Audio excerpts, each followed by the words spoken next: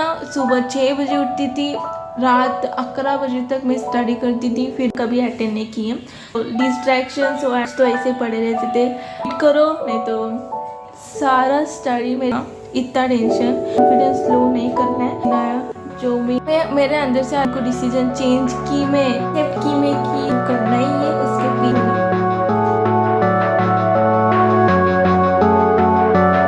अपना बोर्ड्स का study. Boards का मैं कुछ भी नहीं, सिर्फ टेक्स्ट बुक थोड़ा फार करती थी।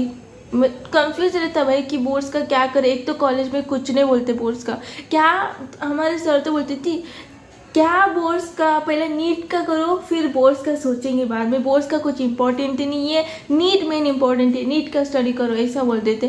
तो हमने भी बोर्ड्स का कुछ इंपॉर्टेंस ही नहीं दिया, लेकिन बोर्ड्स का सच में इम्पॉर्टेंट है भाई, क्योंकि अभी तो 50% चाहिए, सीईटी को 45% चाहिए, उतना भी नहीं होता। हम समझते क्या 45% ऐसे ले लेंगे, नहीं यार सच में हार्ड है थोड़ा। मतलब जनवरी से भी किया ना तो हो जाएगा, लेकिन मैं जनवरी तो टाइम पास की थी तो हुआ, मतलब बोर्ड्स का अच्छा गया मेरा।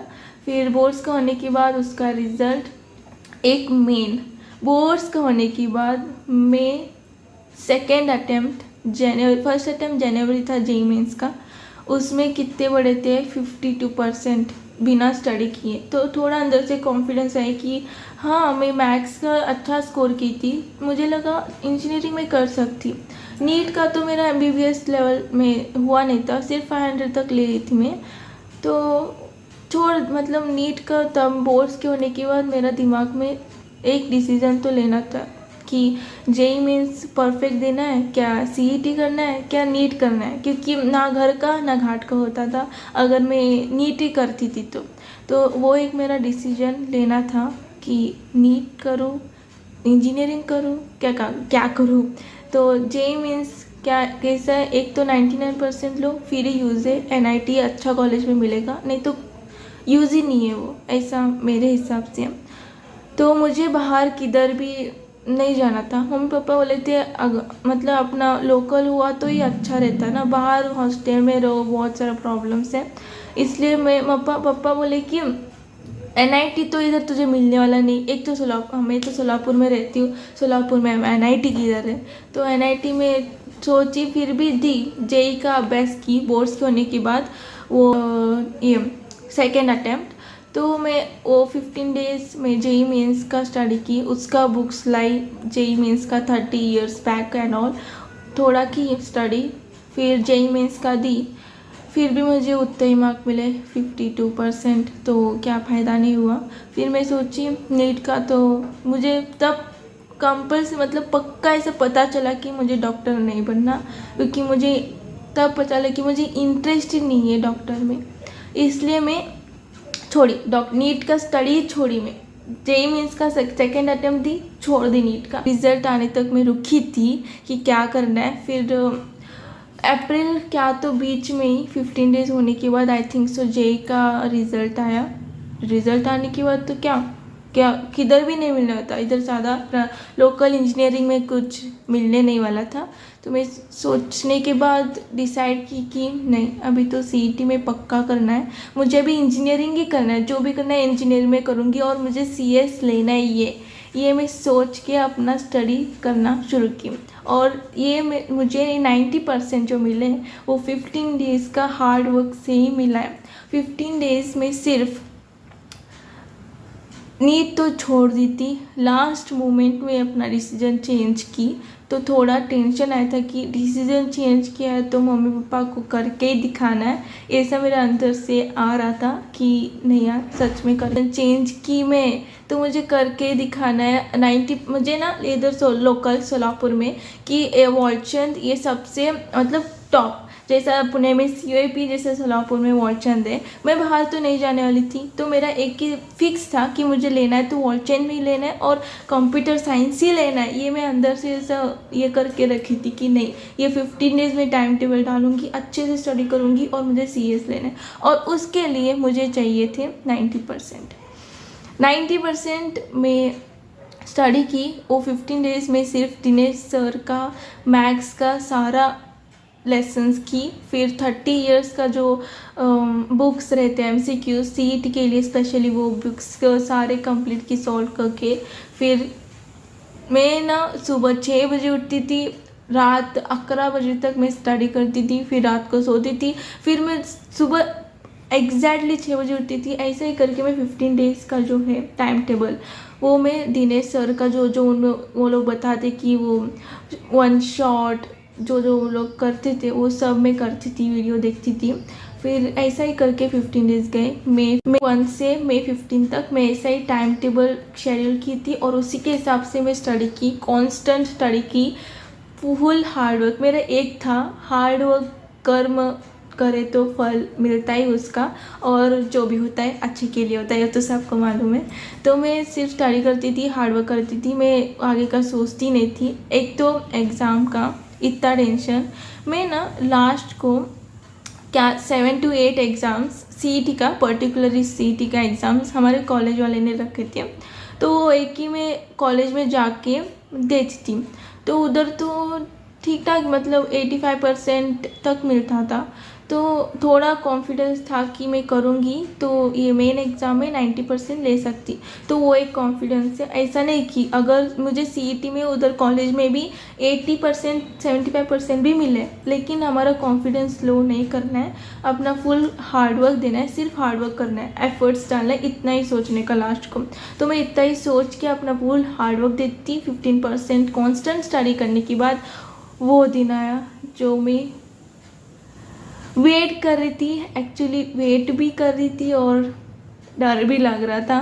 तो वो दिन आया, मैं अच्छे से स्टडी तो की थी, प्रिपेयर तो की थी, मुझे कॉन्फिडेंस था कि मैं करके आऊँगी, अच्छे से फोड़ के आऊँगी।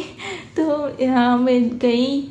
एक तो फर्स्ट टाइम जो था, मतलब मैं इसके पहले भी JEE मेंस का 2 बार दी, नीट का दी। थोड़ा एग्ज़ाम हॉल का जो रहता है नर्वसनेस, एक तो कॉन्फिडेंस लो हो जाता है, वो सब एक्सपीरियंस की बोल के थोड़ा CET में कॉन्फिडेंस था, क्योंकि मैं स्टडी की थी, मुझे अंदर से मालूम था कि मैं 90% ले कर आऊँगी।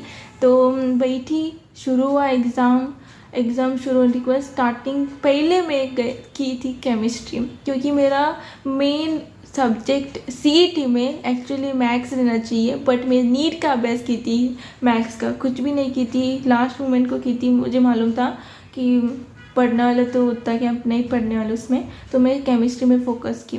फर्स्ट में केमिस्ट्री सॉल्व की, स्टार्टिंग को फिज़िक्स केमिस्ट्री रहता है दोनों मिला के, तो इसलिए मैं फर्स्ट केमिस्ट्री की। केमिस्ट्री सारे जो मैं सॉल्व करके ही आंसर की थी, ठीक। और ऐसे क्वेश्चंस भी थे, तुक्का मारी लास्ट को। तो तुक्का का स्ट्रैटेजी वो रहता है अरे कहना क्या चाहते हो ना, वो मैं तुक्का का यूट्यूब पे देखी थी वैसा। क्योंकि वो थोड़ा तुक्का मारने का जो सही तरीका है वो मालूम रहना चाहिए, क्योंकि वो बहुत यूज़फुल रहता है। अगर हमें सॉल्व करना भी, और ज़मीन आसमान का फ़र्क हो ये क्वेश्चन जो हमने देखा है, फिर भी तुक्का मारने से करेक्ट जाते हैं। मैं बता रही हूँ, मैथ्स में मैं ऐसा ही करके थोड़ा फार ली हूँ मैथ्स में, क्योंकि मैं स्टडी नहीं करती, मुझे मालूम है मैंने उसमें कितना भी करो 15 दिन में क्या होने वाला है, फिर भी मैं उसका स्टडी की थी। तो केमिस्ट्री सॉल्व की, अच्छा गया। फिर फिज़िक्स को आई। फिज़िक्स में तो मेरा दिमाग ही सटक गया, क्योंकि फिज़िक्स में स्टार्टिंग का क्वेश्चन देखी, समझ में नहीं आ रहा क्वेश्चन क्या है, सॉल्व भी, मतलब फिजिक्स के ऐसे क्वेश्चन रहते हैं सॉल्व करने के भी नहीं आते, वो समझ में नहीं आता कि क्या है, क्वेश्चन क्या है ये। फिर भी मैं की, ऐसे ही थोड़ा फार मैं तुक्का का जो मैं करके गई थी। लास्ट ईयर का जो रहता है ना B C, मतलब ज़्यादातर ऑप्शंस का आंसर C रहता है, नहीं तो B। ऐसे में सोच के ना थोड़ा फार क्वेश्चंस थोड़ा सॉल्व करके, प्लस माइनस डिवाइड कुछ भी करके आंसर उधर था वो ला के वो टिक करती गई। फिर थोड़ा फार क्वेश्चंस जो थर्मोडाइनमिक्स ऐसे lessons, kinetic theory, laws of motion ऐसे जो लेसन्स थे, इलेक्ट्रोस्टैटिक्स, ये मुझे परफेक्ट आते थे, तो वो वाले क्वेश्चंस में परफेक्टली सॉल्व करके आंसर टिक की थी।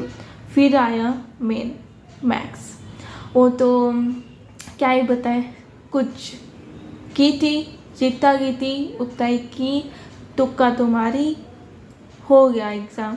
मतलब लास्ट को टाइम बचा था मेरे हाथ में, फिर भी मैं देखती रह गई। मैं सोची हो गया एग्ज़ाम, अगर मैं ऐसे ही देखती गई तो और तुक्का मारूंगी, उससे अच्छा थोड़ा फटाफट ख़त्म करके बैठ गई मैं। तो हो गया एग्ज़ाम। घर को पप्पा लेने को आए कार में।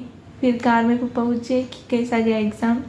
मुझे अंदर से कॉन्फिडेंस था कि क्यों, मतलब 90% तो मुझे पक्का मिलेंगे, लेकिन मैं पापा को बोली कि हाँ 85% तक मिलेंगे, क्योंकि चुप्पी कॉन्फिडेंस, मतलब अगर लास्ट को नहीं मिला तो दिल टूट जाएगा यार, इसलिए मैं कम बताई 85%। मुझे अंदर से मालूम था कि हाँ मिलेंगे, 90% तो मुझे मिलेंगे। तो हाँ मिला 90%। वो जो 15 डेज़ के बाद रिज़ल्ट आया, फिर मैं देख रही थी, आप वो क्लिप एक्चुअली मैं डाली हूँ मेरा यूट्यूब चैनल में, जाके देखना मेरा रिज़ल्ट का रिएक्शन। एक्चुअली मैं बहुत खुश हो गई थी, मैं सच में। और एफर्ट्स डालना चाहिए, कॉन्फिडेंस रखना चाहिए कि हाँ मैं कर सकती। तो मैं ऐसे ही 15 डेज़ खुद को तसल्ली दी कि नहीं, एफर्ट्स डालना है, हार्ड वर्क करना है, मुझे आगे अच्छा कॉलेज मिलेगा। तो रिज़ल्ट हुआ 90% मिले। 90% मिलने के बाद मुझे सच में हार्ड वर्क में बिलीव करी कि हार्ड वर्क करने से एवरीथिंग इज़ पॉसिबल, इम्पॉसिबल तो नहीं है। हम हार्ड वर्क दिए, फुल एफर्ट्स दिए तो वी कैन डू इट। ये मुझे तब पता चला, सच्ची बता रही हूँ। एफर्ट्स डालते जाओ, कुछ नहीं, कॉन्फिडेंस रखो कि हम कर सकते बोल के। मैं तो ऐसा ही की। तो यार नहीं था ये भी थोड़ा, मतलब हाँ, मतलब आईटी मिला मुझे। सीएस चाहिए था, हो गया वो 92% कट ऑफ है इधर सोलापुर में, पॉलचन में 92% था, इसलिए मैं कैप्रोन 2 तक वेट की, फिर भी मुझे आईटी मिला। ऐसा नहीं कि आईटी कम है, मुझे लगा कि जो भी होता है अच्छे के लिए होता है। मैं जो एफर्ट्स डाली उसके हिसाब से आईटी जो है वो अच्छा ही है। सीएस और आईटी दोनों इक्वली इम्पोर्टेंट है, दोनों सेम ही है। तो मुझे लगा चलो जो मिला, मुझे आईटी तो मिला। लास्ट मोमेंट को 15 डेज़ में स्टडी करके एटलीस्ट सीएस तो आईटी तो मिला भाई, अच्छा एक्सेप्ट की मैं कि हाँ एफर्ट का फल मिल गया है। और ऐसा ही एफर्ट डालते जाओ, जो गोल अपने बनाए उसे अचीव करना ही है, उसके पीछे दौड़ना है। तो कि हो गया मेरा रिजल्ट एंड और आईटी में भी वॉलचन में एडमिशन मिला मुझे। मैं बहुत खुश हूँ, एफर्ट्स डाली थी, मिला। हाँ आईटी मिला, फिर भी मैं डीमोटिवेट नहीं हुई। अभी आईटी में वॉलचन में मुझे अच्छा करना है, परफॉर्मेंस अच्छा सब करना है। तो मैं यूट्यूब तो करूँगी, मुझे यूट्यूब बहुत पसंद है। मैं एक तो बता ही नहीं, यूट्यूब ही मैं इधर 11th नहीं 12th में ही शुरू किया आई थिंक सो, यूट्यूब का ब्लॉगिंग करना। मम्मी का चैनल में की थी, अब वो मम्मी का चैनल भारतीय किचन करके मैं नया शुरू की एग्ज़ाम होने के बाद। तो मैं यूट्यूब तो करती रहूँगी और वो भी मैनेज करती रहूँगी। तो यह करना है यार, एफर्ट करते जाओ, आगे का सोचना नहीं है, कॉन्फिडेंट रहो। नर्वसनेस तो होता ही रहता है, लेकिन कॉन्फिडेंट रहना चाहिए, कॉन्फिडेंस होना चाहिए कि हम कर सकते हैं। तो ये था मेरा स्टोरी। लास्ट मोमेंट में जो ट्विस्ट था कि लास्ट मोमेंट को मैं चेंज की मेरा डिसीजन 15 डेज में की, इसलिए ये आपको शेयर की कि मैं अपना स्टडी कैसा की एंड कैसा मैं 15 डेज़ में 90% स्कोर की, अपना एफर्ट्स, हार्ड वर्क सब कुछ बताइए आपको, अब शेयर की। मुझे तो बहुत अच्छा लग रहा है शेयर करने के बाद।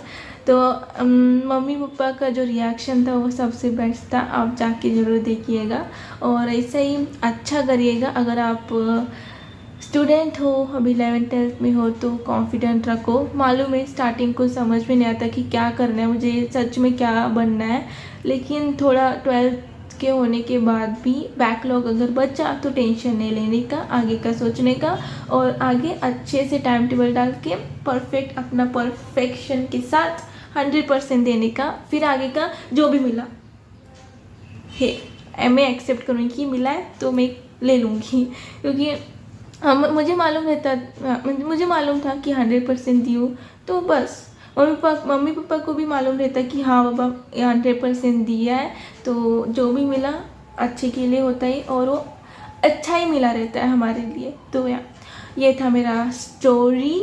अगर आपको स्टोरी नहीं, ट्रू स्टोरी है भाई।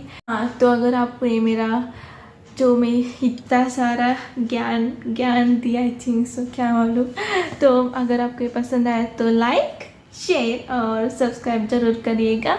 मैं मिलूँगी नेक्स्ट व्लॉग में। Till then tata. मैं तो यूट्यूब छोड़ूंगी नहीं, करूँगी। या बाय।